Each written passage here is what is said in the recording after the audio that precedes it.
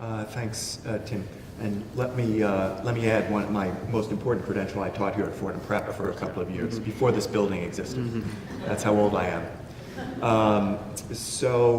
Maybe I briefly mention two important contributions, at least in my own mind, and I'll make an artificial distinction between the internal life of the church and the church in the world at large. And you know, in terms of the internal life of the church, it seems to me that the Pope's done a great job at putting what's sometimes called, a little inaccurately, but for the sake of discussion, the social gospel into the center of Catholic life. In other words, how we treat very poor people, how we treat migrants, how we treat refugees, how we treat the environment in which we live, these kinds of issues.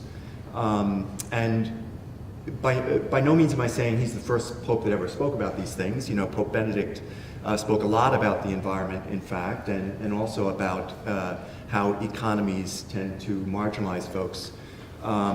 But, you know, as with any leader, it's kind of where you spend your time, how much you come back to things, what sort of symbols you associate yourself with.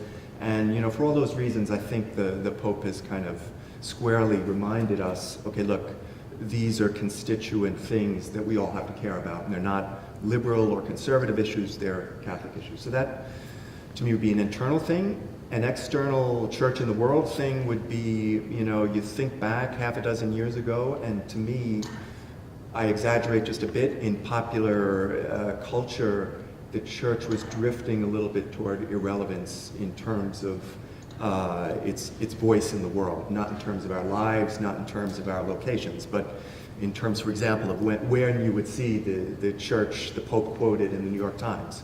And, you know, when you heard the church speak, prominently mentioned, it often was in association with sex abuse crisis or some other scandal. And I think the Pope, to his great credit, has you know, helped to make the Church, the Vatican, the Pontificate, an important voice in the world on a lot of issues that are central to how we organize ourselves as a society. And we're going to come back to some of those, I think, in the course of our conversation. Great, thank you.